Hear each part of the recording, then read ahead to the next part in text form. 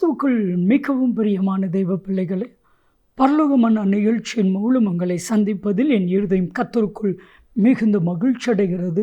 உங்கள் எல்லாரையும் இயேசு கிறிஸ்துவின் இன்பையினி நாமத்தினாலும் கிராஸ் டிவி ஊழியங்கள் சார்பாக என் அன்பின் வாழ்த்துக்கள்.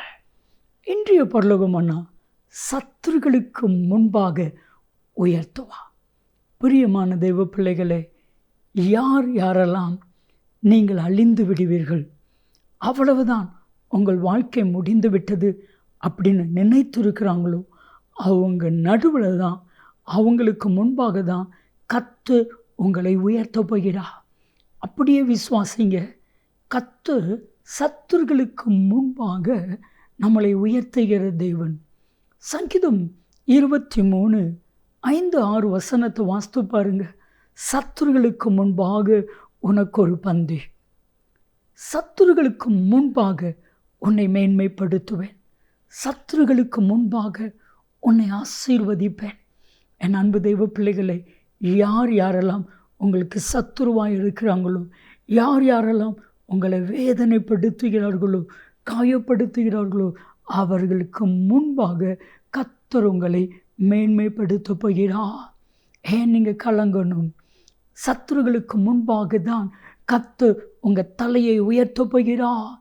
யாக்கோபு 4:10 வாசிக்கும் பொழுது, தாழ்த்தப்பட்ட இடத்துல கர்த்தர் உங்களை உயர்த்துவா. பிரியமான தெய்வ பிள்ளைகளே, எந்த இடத்துல நீங்கள் தாழ்த்தப்பட்டு அவமானத்தை ஏற்றுக்கொண்டீங்களோ, அதே இடத்துல தான் கர்த்தர் உங்களை மேன்மையாக வைக்கப் போகிறார்.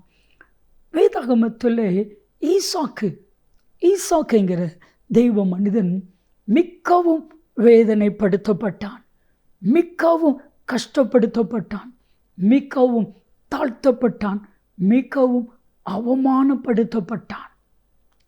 ஆதியாகமம் 26வது அதிகாரம் நீங்கள் வாஸ்து பாருங்க.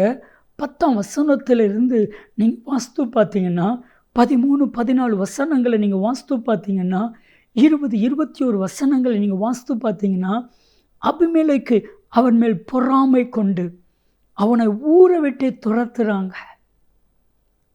கோராக்கின் புத்திரர்கள் அவனோடு வாக்குவாதம் பண்ணுறாங்க. இது என்னுடைய கிணறு, இது எங்களுக்கு சொந்தம், வாக்குவாதம் பண்ணுறாங்க.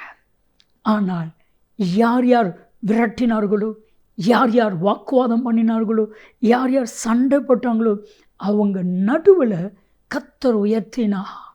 ஆதியாகமம் 26வது அதிகாரம் 27-28 வசனத்தில் அவர்களே சொன்னார்கள், கர்த்தர் மோடு கூட இருக்கிறார் என்று நாங்கள் கண்டோம். என் அன்பு தெய்வ பிள்ளைகளை, யாரெல்லாம் உங்களை அற்பமாக எண்ணி உங்களை அருவருக்கிறாங்களோ, அவங்க நடுவில் கர்த்தர் உங்களை உயர்த்துவா. ஒரு சின்ன உதாரணம். ஒரு நபர் ஒரு திருமணத்திற்கு பெண்ணை பார்க்குறாங்க. அந்த நபர் அந்த பெண்ணை பார்த்துட்டு பிடிக்கல அப்படி சொல்லிட்டு போனால் பிரச்சனை இல்லை. அந்த பெண்ணை அவமானப்படுத்துகிறாங்க. கருப்பாக இருக்கிற நீ இந்த அளவுக்கு இல்லை, நான் எதிர்பார்த்த அளவுக்கு இல்லை. என்கேஜ்மெண்ட்லாம் ஆனதுக்கு அப்புறம் அவமானப்படுத்தி நிப்பாட்டிட்டாங்க. இந்த சகோதரிக்கு திருமணமே வேண்டான்னு நினச்சிட்டாங்க. அதற்கு அப்புறம் திருமணம் நடந்துச்சு. ஒரு உயர்ந்த பதவியில் இருக்கிற மனிதனுக்கு திருமணமாச்சு. கதவை திறந்து விடுறதுக்கு வந்த நபர் யார் தெரியுமா? எந்த மனுஷன் வேண்டான்னு சொன்னாங்களோ அதே மனுஷன். கர்த்தர் அப்படி தான் உங்களை உயர்த்துவோம். செபிக்கலாமா?